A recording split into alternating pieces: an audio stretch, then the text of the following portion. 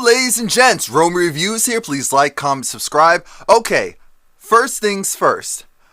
Please make sure to go and check out my other channel, Romie Whispers ASMR. I have a new video up. It's a roleplay video of me being a therapist. And I feel like, what I discussed was something that a lot of people probably need to hear. I might make that like a weekly video because I actually enjoy that. But let's jump into this foolery of, and there's links above, links below. Thank you. I hate Laurel's family. I despise her as well. That's it. I don't care what you say. I don't like her. I don't like them. It's just how it is. And this just cements all of it for me. I believe nothing. So this episode starts off with Nate Sr. He's talking to Laurel's brother, and Laurel, we see more detail how he was trying to convince Nate's father that Annalise, look at her past history. She's not going to be able to do it. Nate Sr. said, she's the one that actually made things happen for me when other people turned their back. And I'm not going to let some fast-talking, slick-haired man come in and try to mess up what I have going on. And I'm not going to betray her. And I was like, oh, of course they always kill the good ones. So then we see the video playback and Laurel's watching it, which I figured she'd be the one watching it. Here's the problem with all of this. Laurel feels like her baby's in danger. She feels like she's in danger. She feels like she can't trust her brother. She feels like this shouldn't be her fault. Annalise went off on her because Annalise said, I despise the day that you became one of my students. Frank was the one who wanted me to choose you. I didn't want to do that. I said, oh, she believes that. She's telling the truth. And remember, if you haven't been watching this show from the beginning, Frank has always had a thing for Laurel. So I believe that he put in an extra good word for her. She is good at her job, but still, they always do background checks on everyone. So at least, even though she probably thought, Laurel's connections could be useful, I'm sure she also saw it as a threat. So baby Christopher starts crying, but it was so cute that baby Christopher reached out it's actually a girl, hands out to Annalise, when Annalise is like, I was like, oh, this baby. Anyway, now we have part of the Keating 4, I guess it's going to be the new Keating 4 based on how this episode ended. So Oliver, Michaela, Asher, and Connor, they're looking at the bag with Laurel's mom's scalp. And they're trying to figure out what they're going to do. So now Laurel comes back with the baby. We see the overzealous FBI woman. She goes and meets up with Gabriel again because she feels like, I need you to cooperate. And this time, just like what Annalise said, came to pass. This agent is now trying to use the fact that Gabriel's mother was dating this guy who was, getting her drugs. She's going to go and say that she was the one that planted the drugs on him. And it's messed up, but we knew this was going to happen. So now he has a decision to make. I'm thinking, Gabriel. While all of that's happening, the governor, and I said, the governor, she just has this look of, I'm guilty and I'm trying to appear to be innocent. I'm using the soft voice. Get my ASMR on. But in reality, I am trash. Not me. She is trash. I need to listen to that Solange album. I'll do it on my drive to work today. But Annalise is just like, how am I supposed to believe you? Why would I go and believe you? The governor said, the phone records, of course they don't add up, but I'm not the one who did this. It's not my fault. I'm thinking she's a liar. So now Annalise goes and calls Tegan to say, Tegan, it was not Emmett. Tegan said, it's too late. The FBI is here. They're arresting Emmett. And, Annalise said, Tegan, go and stop them. Go and tell Emmett I know that he didn't do it. Tegan said, I'm sorry, but the Castiles, they will go and bury her. So she did not want to go and die. And I said, I understand. I understand. Now Nate and Bonnie are still trying to figure out Miller's whole... That's really what their storyline's about. They're trying to figure out what's Miller's part in all of this because of that guilty conscience. Because now it's looking like if Laurel's brother did it, then does that mean that Miller really was innocent? What is his part to play? And you know how this show gives us twists and turns. Twists and turns! We see Miller on the phone with Bonnie, and he hangs up because at this point he wants to run for DA instead of interim. And guess what? Laurel's brother goes and contacts him and says that, here's the thing, running for DA costs money. You don't have the money or the resources. Why don't we go and help you out? And then he said,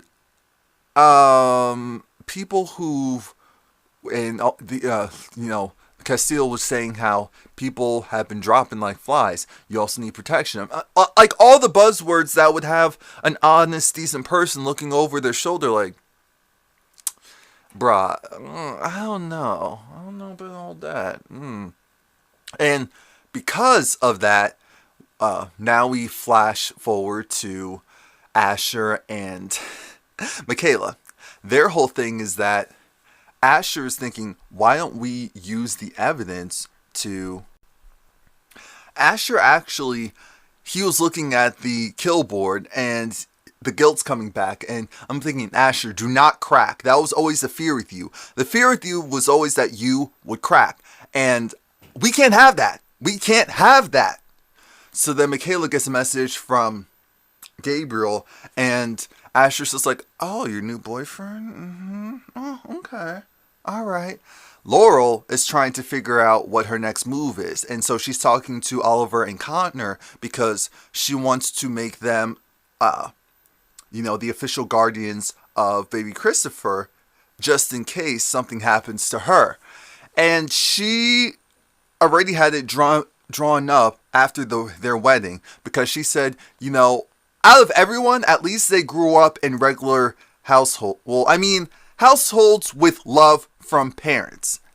Connor had love from his mother, and he had some attention from his father, even though his father was going through a lot with the whole being gay thing. But Oliver definitely had love from his mother, and he actually seems to like his father. So they're in a much better position than anyone else. And so Laurel just wants them to at least think about it. At least give my baby the remnants of a normal life. He deserves it. Annalise goes down and talks to Emmett, who's being held. And Annalise feels like, dude, you need to listen up. Don't talk. Shh. I'm not going to directly apologize and say I'm sorry. What I will say is I do know that you didn't do it. I'm fully aware that you didn't do it. So I'm going to make it my mission to go and help you. When I tell you that Annalise... I'm looking at Annalise like, really? And she was like, I have proof. But wasn't it look weird? You were partially accusing me before. That's exactly why I should be representing you now. Just let me do this. If you know anything, you know I'm good at my job. And she is. Point blank. Now Bonnie is looking through all of the information. And again, she's just fixated on what if Miller didn't do it. So now she's trying to run through her minds. They're looking at the phone logs to see if it was his phone number or if the times made sense. And Bonnie realizes that, hold on, I was going through a really tough time with my sister. And he was there every time I called. He would call me when I wasn't calling him, and just really supporting Bonnie. And so we see this phone call between the two of them, how he's saying how he loves her and how he's thinking, he's concerned about running for DA. He's not sure if it's the best thing that he should be doing. Bonnie said, you have to do what's right for you. Not only do you have to do what's right for you, you have to do it your own way. And so when she said that, because he was drinking and crying, and she didn't know, he then calls on his burner phone that Laurel's brother gave to him and said that, okay, I'm in. Like, what's the plan? Or here's some conditions. And so I was still looking at it like, I don't know. I just don't know. So apparently he heard the information. And the information was that the transfer for Nate Sr., he wanted it, Laurel's brother wanted it to happen in the morning, Thursday morning. So Miller went and, well, I'm jumping ahead, but Miller went and requested the transfer at night. I said, huh? At night? And even the guy who he was asking said, at night? Yeah, that's weird. And while this is happening, Nate apparently also went to meet with the same guy that Bonnie met with to get the video surveillance in the first place. Nate went to the same guy, asked him about, hey, so what did Miller ask you? And so then he said what I said. Miller wanted your father's release date to be moved up and to be done at night, which normally it doesn't occur. And I don't know why he wanted to do that. All I know is that it happened. Your father snapped. And now he's dead. I'm thinking, who says that? And he was like, look, your father was in there so long, had mental issues. So it's not hard for me to go and think, a criminal, an aggressor would go. I'm thinking, wow, you're sounding coonish right now. Sounding very coonish right now. Very coonish right now. Very coonish. Coon-ish right now. And I knew that Nate was not going to let that fly. Next thing we know, Bonnie's getting a call from an unknown caller, and it's Nate. And he's in jail. He's in jail. Annalise is trying to handle stuff right now, trying to help Emmett. So she goes and gives the video surveillance to prove that Emmett wasn't the one that met up with Emmett wasn't the one that met up with Nate Sr. prior to him being killed. And Annalise is just like, so you going and basing it off of something as basic as this, that's not going to stand. Why would you do that? And so then they told her, here's the thing. This is going to look really weird, and this won't be enough because we have the recordings in your office. I said, uh-oh. No, in his office about you guys thinking that he killed Miller. I said, dang it, dang it, dang it. So now Annalise can't be useful to him in this capacity. Michaela went over to Gabriel's place, and I said, wait a minute, when did they redo Wes's apartment? Wes's apartment never looked that good. Wes's apartment was always dark, dreary. I feel like all the walls were wood, or at least some type of wood material. Gabriel has like panels. I'm thinking, what? Really? You're not slick. But I guess after the murder, they had to go and revamp that place. Oh gosh, I have to laugh from crying. Now, Gabriel felt comfortable enough to go and show Michaela, hey, the FBI lady is still prying and she wants to go and use this information against my mother, and I don't know what to do. And so then when Michaela was grilling him, that's when Gabriel said, I don't know why you're going so hard against me. What about your friend Laurel that went and discussed an immunity deal? Michaela said, what? What? She goes, runs. Laurel, catch him. I thought all that yelling would wake up the baby. And she said, oh my gosh, Michaela was pissed. Rightfully so. And all the rest of them were looking at her like... And so then, when she tries to go and explain herself, they're still looking at her like... Sis, come on now. What are you doing? Love, what are you doing? And she was like, look, I wanted to go and find out information about my brother, and That's all I wanted to do, and she was willing to help me, and yeah, she did give me a deal, an immunity deal, but I wasn't gonna take it, and the fact that you guys don't believe me is just so terrible, and so then they still looked at her like, you have to do better than that. So then that's when she goes and I'm thinking, so you hid the blanket in plain sight, showing them you hid it in plain sight. It has the blood of Miller on it, or Nate. We don't fully know whose, and probably Miller. And you're trying to tell me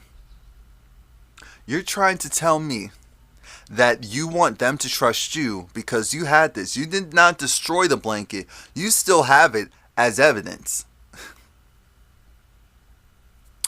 Okay.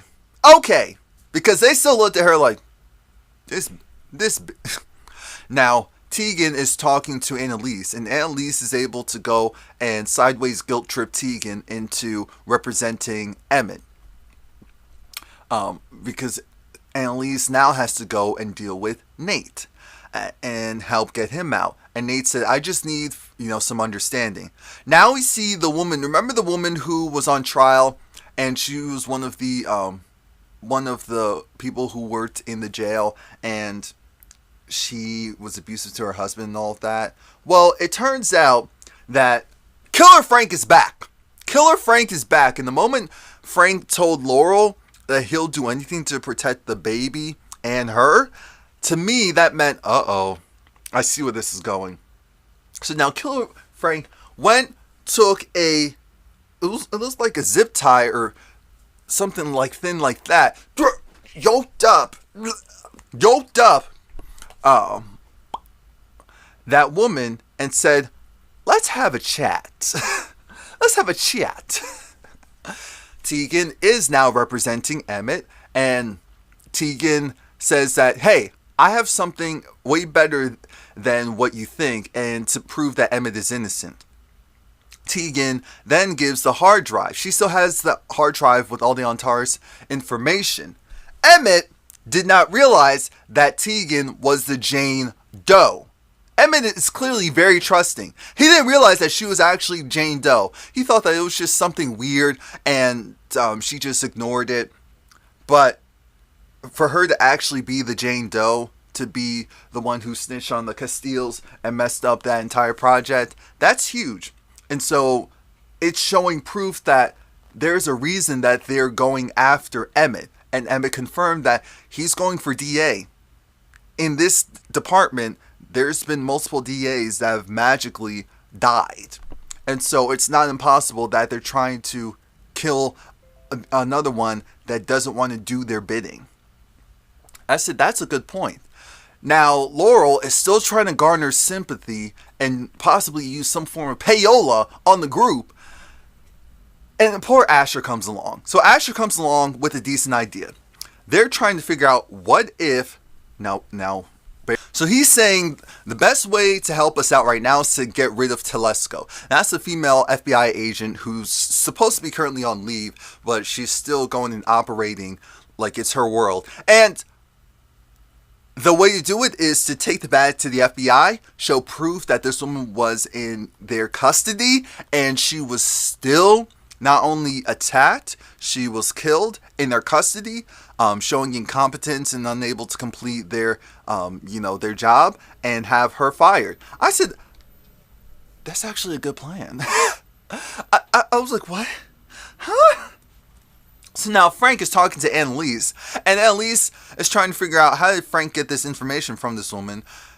Frank said, look, sometimes Killer Frank just needs to be around, and maybe he's the Frank that people need. And I said, in this group, unfortunately, that is the case, and it's super sad. It's super sad, but it's the reality. And because it's their reality, we have him saying, look, there's more, because I have information about Miller, but you're going to want to sit down for this. And when I tell you, Annalise looked like she wanted to die when she got on the phone with Laurel. She said, Laurel, listen, shut up. It's about your brother, and it's about Miller. You're going to fix this for all of us. And so Annalise convinces Laurel to go and meet up with her brother. But of course, with Annalise there as well. And when I tell you, Annalise delivered and went off on this dude, she went off on this dude. But before we get to that, Gabriel, he's trying to talk to, who is it, the agent or his mom? I just thought that maybe. Oh, yeah, he called Michaela, and Michaela, she felt really bad and believed him. I said, I believe him too. He doesn't seem like he's in a position of power. He just seems like he's being thrown around from every side. So they're like, don't do it. Don't fall for the okie doke. What's wrong with you? That's when Asher decides, we need to go and enact this plan, but it needs to be majority rules. Because if we don't enact it, which the whole model of, act now, ask for forgiveness later, you know Michaela loves that model. So here we go with Laurel talking to her brother, and her brother's pretending to be very cool, calm, and copacetic, and Laurel didn't really get too far with her brother, so it was time for Annalise to go and take over and really get things moving. And when I tell you, so Laurel's main thing with this was that, hey, you found mom, and because, you do whatever dad tells you to do, you went and harmed mom on dad's behalf, and that's why she's no longer with us. That's why I got this box with her scalp in it. And I can't, mom knew that something was going to happen to me and the baby. That's why she wanted me to, go with her and just go into hiding. It turns out that Asher, he got the majority rules, and he was able to bring, the scalp to the FBI and told them the backstory. And, of course, they fired Tedesco. She's off the case, but that's not going to stop her. Annoying. We saw a cute little moment with Connor talking to baby Christopher, and that baby's super cute. And Oliver was there, and Oliver said, oh, I don't know if we would be great parents, but I know we would try. Oh, how adorable. So now, like I said, Annalise takes over, and she takes into hyper gear, because Annalise says, I'm piecing this all together. So I take it that step one, get the mom out of the way, vengeance for your father. Step 2, you go and speak to Miller to try and get him to flip so that you could have a new DA in charge and for you to get vengeance on me by killing Nate Sr. And your plan was to use him, to use the transfer to do it, and you still did it. It's just that he actually planned to get the transfer done sooner to try and avoid anything that you were trying to do. He wasn't just going to fall for your okie doke. Unfortunately, he didn't realize how diabolical you are. And because he didn't realize how diabolical you are, Nate Sr. ended up being killed anyway. And that's when we see, flashbacks to it happening exactly like that. Miller making it seem like he was working with him, but actually just getting the information so that he could try and stop him. And so then, like I said, Annalise went off. She was just like, look, you can continue to be someone's errand boy all you want. That's all cute and whatnot. But at the end of the day, when you want to be a real boss, and you want to stop working from under the governor, because I don't take it that you have it in you to just formulate a plan like this all on your own. So you can go back to the governor and come up with a new plan and then come at us, because I know that's what's going to happen anyway.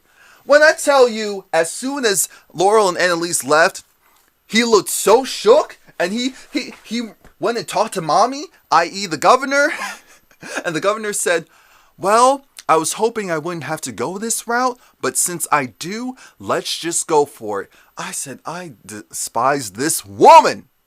Despise her.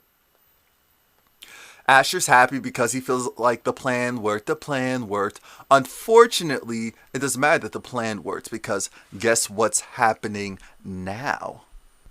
Tell me, why does Annalise know Dwight, aka Michaela's birth father? I am done. I am done. This shows that Annalise, no matter with all her grandstanding and no matter how much we love her, she knew each and every one of the people that she had in that group. She set up that super group for a reason. And honestly, I'm starting to think, dang, did Annalise want her husband dead? Did she want to use the kids to take him down? Maybe not kill him, but expose him? Because that's what it's almost starting to feel like. How does she know each and every person? It's too close. That's why I'm saying, no, this is nothing like this is a coincidence. Annalise had this plan set up. But for what? And it's making me nervous now. And now I'm really looking at her sideways. Like, why are you really still drinking like that? Aside from the stress and the craziness. Michaela goes and meets up with Gabriel. They talk for like 5 seconds and then they start making out. Tegan is celebrating with Emmett, and I forgot what he was drinking. He was drinking something brown, and she said, "No, I have my drink back at my office. I'll go and get it, and then I'll come back up here, and we can party." And he was like, "Okay, more for me." So now we see the governor going and doing this press release stating that yes, the rumors of my office being looked into is true. What is inaccurate is the fact that we did any foul play. This is a clear setup. So now Bonnie is meeting up with the woman that Frank threatened. And I'm thinking, oh, because Frank got to her, I already know where this is going to go. Frank, and now we're seeing what the other part that Frank told to Annalise. The fact that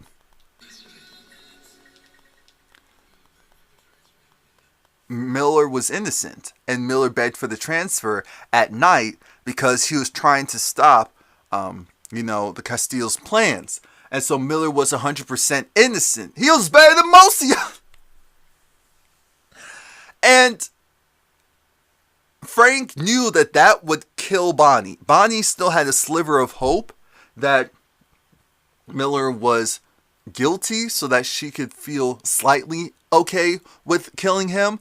And so Frank knew that if she found out that he was 150% on our side and Nate keeps fighting with people, Nate is slowly turning into his father. And that's what Annalise had to tell him as well. So this woman got paid to lie, and Frank threatened her child, and said, here's what will happen. You're going to take this money and you're going to tell Bonnie Winterbottom that Ronald Miller was in on it. He was the one who told y'all to set it up. And so then Bonnie bails Nate out of jail and tells him that Ron did it. And even though Nate looked relieved, he also kind of had that look of, okay, I don't feel good about this. I'm not even sure. But, it's going to make me feel better, I guess. So why not? The governor on the TV is trying to say that she's not the one who went and killed Miller. She knows her office is being checked into it. It's actually Emmett. And she said this publicly. Which means now that Emmett will really, an official, not only investigation, but probably it'll go to court. So now they're going to court again next season. Well, now when Annalise and Laurel leave, Laurel's brother's place, that's when Annalise realized, Laurel actually gives Annalise a genuine apology, which was the most confusing thing I've ever seen in my life. She was like, really, I know I've never apologized. I've always blamed you, but thank you for everything that you've done for me. I'm thinking, where is this coming from? Even I realized this doesn't make sense. So Tegan called Annalise to let her know that, they're blaming Emmett. They're blaming Emmett, and, what are we going to do? What are we going to do? And so next thing we know, while Tegan's talking to Emmett, we see Emmett on the floor, and it looks like he's having a heart attack. And I don't know if it's induced by some type of poison, or if he's having a heart attack from just overall stress, or if he's having a heart attack because he found out the news that he's being indicted. I don't know, or that an indictment will come. So then the next thing we know, once Annalise gets off the phone with Tegan, she realizes, where's Laurel? Where is Laurel? Where's Laurel? So Annalise is screaming, Laurel! Laurel! While she's doing that, Frank calls because Frank busts in like, hey, you know, is the baby okay? Where's the baby? Where's the baby? The baby's fine. We're looking at the monitor. I'm thinking it could be on a loop. And they go run upstairs. The baby is gone. The baby is gone. Laurel is gone. Laurel's brother is in town. Emmett could be on the verge of dying. Annalise knows Michaela's father. I feel like Gabriel's mom's gonna come to town. Oh God, it's too much. It's too much. And to make matters even worse, we have to wait however long before the show comes back on. But what I can say is I will be doing a predictions video or, a theory video on who did what's going to happen for the next season. And I'm so excited. I said, wow, this episode is so good. I said, this is season finale worthy. And then I checked and I was like, oh, this is the season finale. So that's it. Please like, comment, subscribe. Like I said, over the weekend, or even heck, maybe it'll be up on Saturday, I'll have a predictions video and just kind of going over a couple of things and seeing what you guys think on who did what. Oh, so good. So good. Honestly, I feel like Laurel probably went and had Frank, Laurel probably dipped and told Frank to take the baby because Frank just magically busting through. Come on now.